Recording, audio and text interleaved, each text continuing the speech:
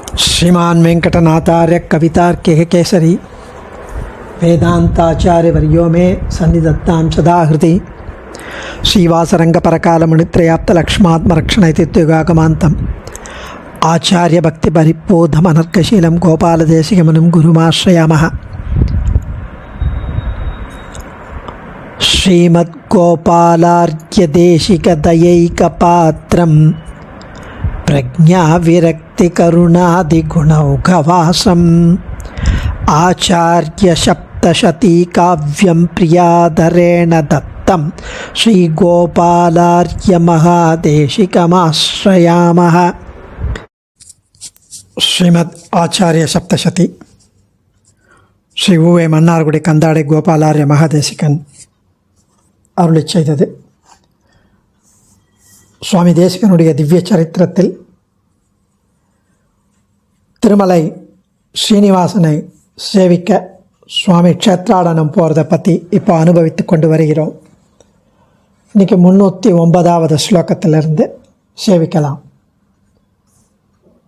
சந்தனசாலா வாகனசாலா संभारशालिका प्रभृतिः श्रीशविभूतिः पश्यन् नीलादेवीं ननाम तत्राथ चन्दनशाला वाहनशाला संभारशालिका प्रभृतिः श्रीशविभूतिः पश्यन् नीलादेवीं ननाम तत्राथ. அதாவது சந்தனக்கட்டையிலேருந்து சந்தன வாசனை திரவத்தை, சந்தன வாசனை பர்ஃப்யூம் திரவம் அதை தயாரிக்கும் அறைன்னு ஒரு அறை. அதில் சந்தனக்கட்டையிலேருந்து சந்தன எண்ணெயை, சந்தன வாசனை திரவத்தை தயாரிப்பார்கள். அந்த ஒரு அறை இருந்ததா, அது பேர் சந்தனசாலைன்னு பேர். அதே மாதிரி வாகனசாலை, எம்பெருமானுடைய வாகனங்கள், கருட வாகனம் இருக்கட்டும், இல்லை கல்பக விருட்சம், சேஷ வாகனம், யான வாகனம், யாழி வாகனம், சூரிய பிரப, சந்திரப்பிரப, அத்தனை வாகனங்களும் பாதுகாத்து வைக்கப்படும் ஒரு அறை வாகனசாலை. சம்பாரசாலைன்னு ஒன்று, அதில் தானியங்கள் மற்ற பொருள்களெல்லாம் சேமித்து வைக்கும் அறை.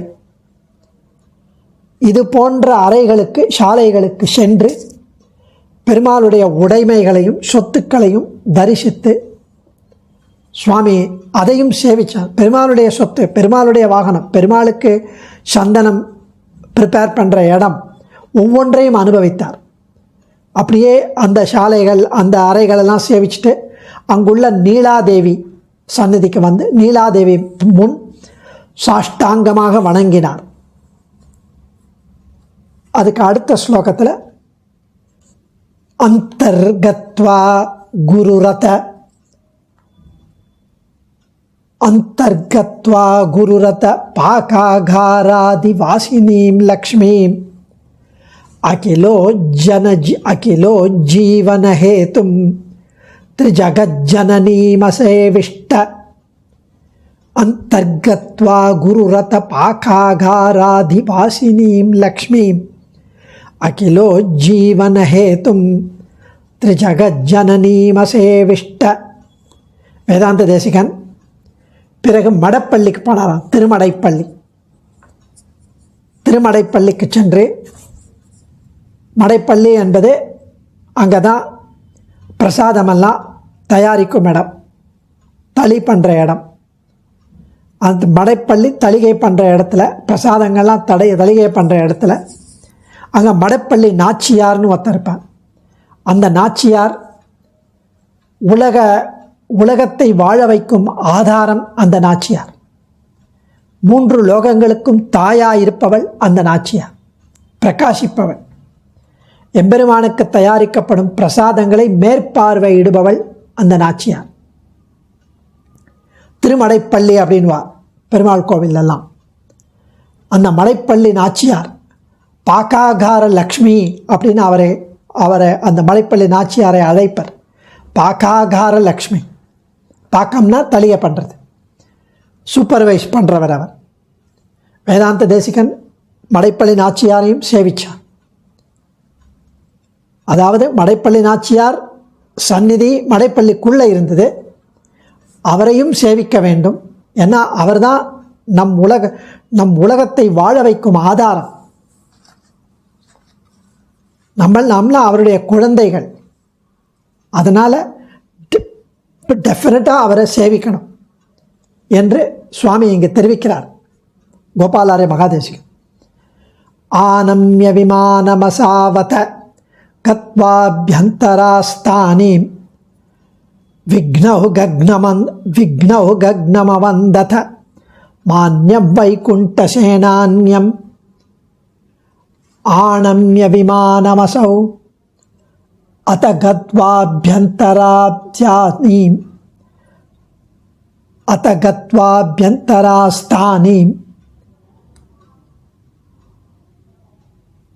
விக்னௌ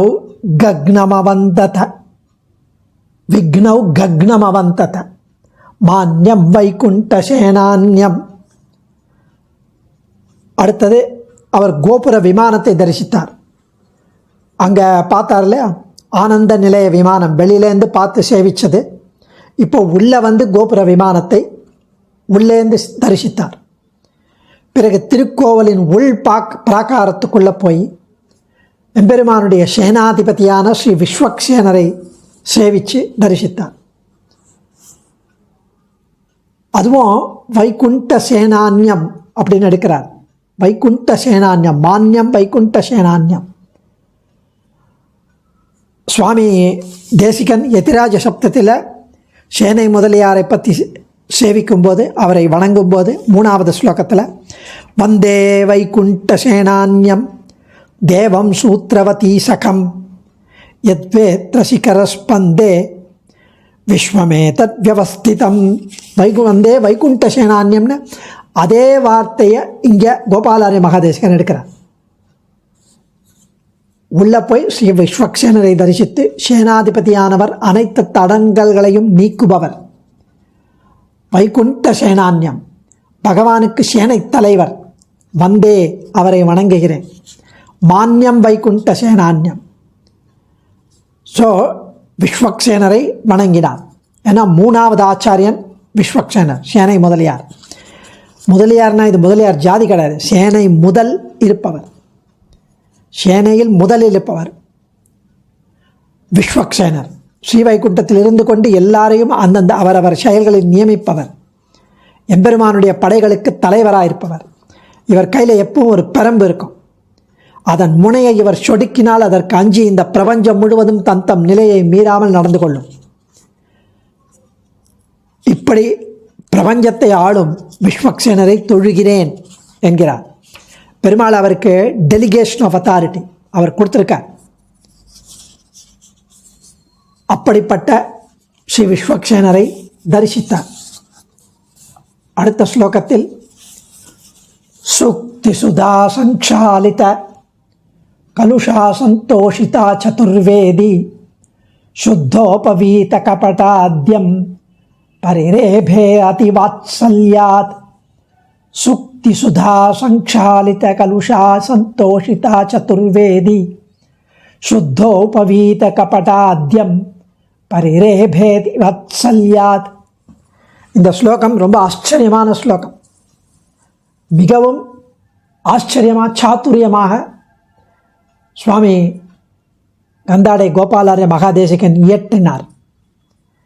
யஜ்ஞம் சுவாமி இதை ரொம்ப அழகாக வர்ணித்திருக்கிறார். தமிழில் ஸ்ரீ உவே ஸ்ரீகாந்த் சுவாமியும் ஜெகநாதன் சுவாமியும் இதை ரொம்ப அழகாக விவரித்திருக்கிறார்கள். முடிஞ்ச அளவு அடியனுடைய யதாசக்தி யதாமதி இங்கே தெரிவிக்கிறேன். அதாவது இதில் திடீர்னு ராமானுஜரை பற்றி இந்த ஸ்லோகம். ஏன் உள்ளே போனார், கோபுர விமானத்தை தரிசித்தார், விஸ்வக்சேனரை தரிசித்தார், சேவித்தார், டக்குன்னு ராமானுஜருக்கு வந்துட்டார். அதுவும் ராமானுஜரை பற்றிய இந்த ஸ்லோகம். ஏன் ராமானுஜரை பற்றியன்னா, அடுத்தது ராமானுஜர சன்னதிக்கு போகிறார். அதுக்கு முன்னாடியே வேதாந்த தேசிகன் ராமானுஜரை உள்வாங்கி அவரை பற்றி அனுபவிக்கிறார் என்பதை கோபாலாரிய மகாதேசிகன் தேசிகனுடைய திருவுள்ளத்தில் இருப்பதை புரிந்து கொண்டு இங்கே சாத்துரியமாக இந்த ஸ்லோகம் பண்ணியிருக்கிறார். அதாவது ஸ்ருதி அப்படின்னா 4 வேதம், ரிக், யஜுர், சாம, அதர்வணம். அந்த 4 வேதம் சதுர்வேதின்னு பேர். சதுர்வேதம், சதுர்வேதி அப்படின்னா அது ஸ்திரீலிங்கம், ஸ்திரீயானவள், வேத மாதா. அந்த ஸ்திரீயானவள் குதிருஷ்டிகளால் வேதத்தை தப்பாக அர்த்தம் புரிஞ்சுண்டு, வேதத்தை தப்பாக அர்த்தம் எழுதி, வேதத்துக்கு கற்பித்த தப்பு அர்த்தங்களால், அந்த குதிருஷ்டிகளால் இழைக்கப்பட்ட கொடுமைகளால் கலங்கப்பட்ட அழுக்குடையவளானால் அந்த வேத மாதா. ராமானுஜருடைய ஸ்ரீசூக்திகள் அந்த வேத மாதாக்கு, வேத வாக்கியங்களுக்கு உண்மையான அர்த்தத்தை, சரியான அர்த்தத்தை, எந்த வேதமும் எந்த வேத வாக்கியத்துக்கும் முரண்படாதவாறு, ஒரு சாரார் சொல்லுவா, இந்த வேத வாக்கியமெல்லாம் ரிஜெக்ட் பண்ணிடுங்க, இந்த வேத வாக்கியத்தை வச்சுட்டு எங்களுடைய ஃபிலாசபி தான் கரெக்டுன்னு.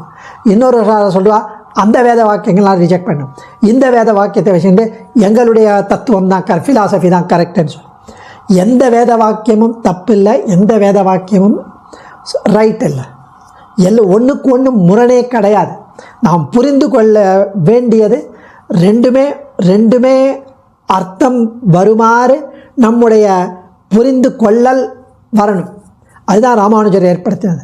ராமானுஜர் ஸ்ரீசூக்திகள் வேத வாக்கியங்களுக்கு உண்மையான அர்த்தத்தை கற்பித்து ஒன்றுக்கொன்று முரண்படாதவாறு கடகஸ்ருதி அப்படின்னு வைத்து கற்பித்து அழுக்கை நீக்கின. ஸ்ரீபாஷ்யம், வேதாந்த சாரம், வேதாந்த தீபம், வேதார்த்த சங்கிரகம், இந்த ஆச்சரியமான ஸ்ரீசூக்திகளால் வேத வாக்கியங்களுடைய அழுக்கை நீக்கின. அந்த ஸ்திரீ வேதமாதா மிகவும் மகிழ்ந்து ராமானுஜரை தழுவிக்கொள்ள வேண்டுமாய், அவளுக்கு அவ்வளோ சந்தோஷம். ஆனால் ராமானுஜரை அப்படியே உச்சி முகர்ந்து தழுவிக்கொள்ளணும், யஜ்ஞோபவித்தமாய். அதனால் அந்த வேதமாதா யஜ்ஞோபவித்தமாய் வடிவெடுத்து உருவமெடுத்து அவரை தழுவினாள், அவர் உடலை தழுவினாள் என்று இந்த ஸ்லோகம். அதாவது இந்த ஸ்லோகத்தோட அதை அனுபவிச்சா, அதாவது சதுர்வேதி அப்படிங்கிறது ஸ்திரீலிங்கம், ஸ்ருதி, வேதமாதா. அவளுக்கு குதிருஷ்டிகள் இழைக்கப்பட்ட கொடுமைகளால் ராமானுடைய கிரந்தங்கள், இந்த இடத்துல கிரந்தம்னு சொல்லக்கூடாது, ஏன்னா கிரந்தம் அப்படிங்கிறது மேஸ்குலின் ஜெண்டர், புல்லிங்கம். அதனால் ராமானுடைய ஸ்ரீசூக்திகள் அப்படின்னு, ஸ்ரீசூக்திங்கிறது ஸ்திரீலிங்கம். அந்த ஸ்ரீசூக்திகளானது அந்த வேதமாதாவுக்கு தப்பர்த்தம் புரிஞ்சு அழுக்கு பண்ண அதை கிளீன் பண்ணிட்டு சுத்தமாக்கியது அப்படின்னு சொல்கிறார். அதாவது கலுஷா அப்படின்னா டர்ட், ஃபில்த், மட், கலுஷா. சுதா அப்படின்னா அமிர்தம், அந்த அமிர்தம் இல்லை அதை ஒயிட் வாஷ்னு கூட சொல்லலாம். ஏன்னா இந்த இடத்துல ரொம்ப அழகாக இதை அர்த்தத்தை நம்ம புரிஞ்சிக்க வேண்டியது. பிளாட்ஃபார்ம், வேதி அப்படின்னா பிளாட்ஃபார்ம்னு ஒரு அர்த்தம். சுதா அப்படின்னா paint, white wash. So platform அழுக்காக இருந்தால் என்ன பண்ணுவா, பெயிண்ட் அடிப்பா, ஒயிட் வாஷ் பண்ணுவா, அப்போ அது க்ளீன் ஆகிடும், அதில் இருக்கிற ஸ்டெயின்லாம் போயிடும். இங்கே வேதி, சதுர்வேதி, இந்த 4 வேதங்கள் அது அழுக்காயிடுது, அதை சுதா பெயிண்ட் பண்ணும், க்ளீன் பண்ணும். அது என்னன்னா சுதா அப்படிங்கிறதுல இந்த இடத்துல அமிர்தம், அவருடைய ஸ்ரீசூக்திகள் அது க்ளீன் பண்ணிட்டு. ஏன்னா அது சுத்தா அப்படின்னா அது பியூர், ஒயிட் ஆக்கிட்டு.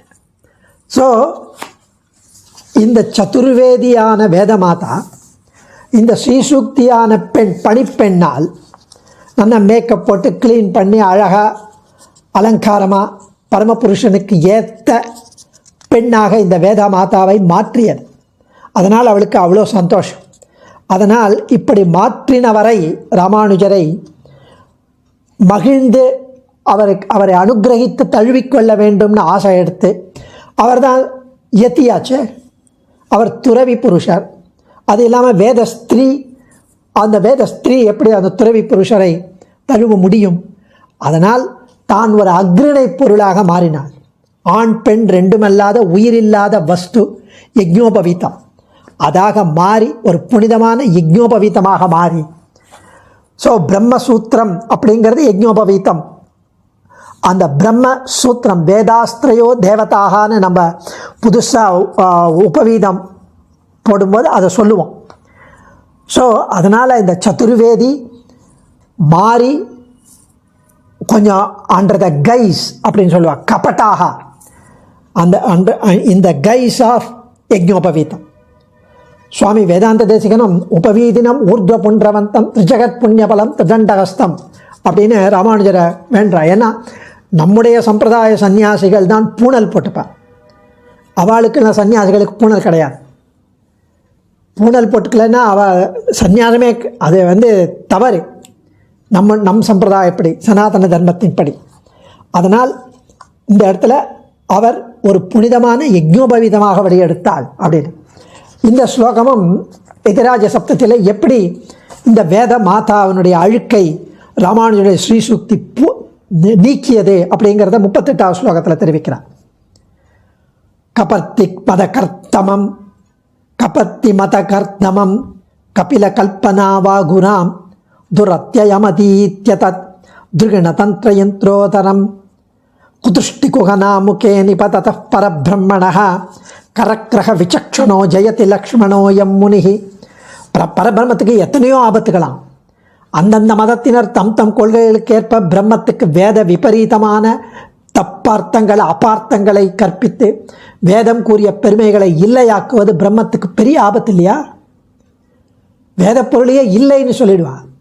வேத வாக்கியங்களாக தப்பு, இந்த வாக்கியம் தான் ரைட்டு, அந்த வாக்கியம் தப்பு. சைவர்கள் பிரம்மத்துக்கு பல இழிவான நிலைகளை கூறி அந்நிலையில் இருக்கும் பிரம்மத்தை தியானிக்க வேண்டும் என்று பல்வேறு வெறுக்கத்தக்க அம்சங்களையும் மயானத்தில் இருக்கணும் லிங்கம் அப்படின்லாம் சொல்லி பிரம்மத்துக்கு இது ஒரு ஆபத்தாய் முடிந்தது. இந்த ஷேத்திலேருந்து பிரம்மன் மெல்ல எழுந்து வெளியில் கஷ்டப்பட்டு பின்பு சாங்கிய மதம் என்னும் வலையில் அகப்பட்டு கொண்டது. இதிலிருந்து விடுபடுவோம் கடினம். எப்படியோ சமப்பட்ட அந்த வலையிலிருந்து வெளிவந்து பிறகு பிரம்மன் கண்ட யோக மதம் என்னும் யந்திரத்தில் நடுவில் ஒரு யந்திரம் ஒரு ட்ராப் வச்சிருந்த அதில் சிக்கி கொண்டது. அதிலிருந்து தப்புவது மிக மிக கடினம். அதையும் விட்டு எப்படியோ வெளிவந்து 3 ஆபத்துலேருந்து வந்தால் இங்கே பெரிய ஆபத்து. வேதத்தையும் ஒத்துண்டு வேதத்தின் உண்மை பொருள்களை மறைத்து ஜெகன்மித்யா எல்லாமே மாயை, ஒன்று தான் பிரம்மன், ஜீவாத்மாலாம் பொய், உலகம் அனைத்தும் பொய், பிரம்மம் ஒன்றே உண்மை பொருள்னு சொல்லி பிரம்மத்தின் குணங்களே இல்லைன்னு சொல்லி ரூபமே இல்லைன்னு சொல்லி பிரம்மத்துக்கே அவித்யை அஜ்ஞானம் வந்துடுத்து அப்படின்னு அவித்யை கற்பித்து பிரம்மத்தின் பெருமைகளையெல்லாம் அழித்து வஞ்சித்து வரும் மாயாவாதிகளின் கையில் அகப்பட்டு மிக மிக தவித்தது பிரம்மம் விழுந்துடுத்து. அதில் இந்த சங்கடத்திலிருந்து பிரம்மத்தை கை தூக்கி உரிய இடத்தில் வைக்க வேண்டுமே. அந்த பிரம்மத்தை கை தூக்கி விடுவதற்கு சாமர்த்தியம் சக்தி பலம் யாருக்கு? பாஷ்யக்காரர் ஒருத்தருக்கு தான். இவர் தான் எம்பெருமானுக்கு திருமேனி உண்டு, ஸ்வரூபம் உண்டு, குணம் உண்டு, விபவம் உண்டு, எல்லாவற்றையும் உண்மை என ஸ்தாபித்து பிரம்மத்தின் பொருள்களை பெருமையை உலகுக்கு காட்டி பிரம்மத்தை காத்தவர். கரக்கிரக விசக்ஷணோ ஜெயதி லக்ஷ்மணோ எம் முனிகன். அதை எடுத்து இந்த ஸ்லோகத்தில் பாஷ்யக்காரின் ஸ்ரீசூக்திகள் எப்படி வேத மாதாவுக்கு கலங்கத்தை போக்கியது அழுக்கை போக்கியதுன்னு அனுபவிக்கிறார். அடுத்த ஸ்லோகத்தில் இன்னும் அழகா சிஷ்ய ஜனமான சதம கர்தமமதி துர்தமம் விஷோஷயித்தும் உதிதோ ஹம்சோ அசாவிதி யத் காஷாயம் பிரவீதி சந்தியாபம். சிஷ்யஜன மானசதம கர்தமமதி துர்தமம் விஷோஷயித்தும் உதிதோ ஹம்சோ அசாவிதி யத் காஷாயம் பிரவீதி சந்தியாபம். இந்த இடத்துல சூரியனையும் ராமானுஜரையும் கம்பேர் பண்ணுறார் சுவாமி. சூரியன் உதயத்தின் போதும் அந்தி சாயும் போதும் சிகப்பு நிறத்தில் இருக்கும், காவி நிறத்தில் இருக்கும். சூரியன் அந்த ட்விலைட் அப்படின்வா, அப்படியே ரெட் கலரில் இருக்கும் அந்த ஹொரைசான். ராமானுஜரும் காவி வஸ்திரத்துடன் காட்சி தருவார். சூரியனும் இருட்டை போக்கும், உலகத்தில் இருக்கிற இருட்டை போக்கும். ராமானுஜரும் அடியார்களின் அஞ்ஞான இருட்டை போக்கும். சூரியனும் அது வந்தவுடனே கீழே இருக்கிற அசுத்தமான அந்த ஷேரு, அந்த தண்ணி, மாய்ஸ்சர் இல்லைன்னா வழிக்கு விழுந்துருவோம். நம்ம போகிற இடத்துக்கு சீக்கிரம் போக முடியாது. அதெல்லாம் உலர்த்தும். சூரியனுடைய வெப்பம் வற்றச் செய்யும். அந்த ஷேரு, அந்த தெருவில் இருக்கிற அந்த மாய்ஸ்சர், அதெல்லாம் ராமானுஜரும் சம்சார ஷேட்டிலிருந்து, புதை குழியிலிருந்து மீட்பார் அவருடைய ஸ்ரீசுக்திகள் மூலம். ஸோ ராமானுஜரையும் சூரியனையும் இங்கே ஆச்சரியமாக அனுபவிக்கிறார் சுவாமி. கம்பேர் பண்ணி அடியேன் தன்யோஸ்மி. ஆச்சாரியன் திருவடிகளே சரணம். கவிதார்க்கிக சிம்ஹாய கல்யாண குணசாலினே ஸ்ரீமதே வெங்கடேஷாய வேதாந்த குரவே நமः.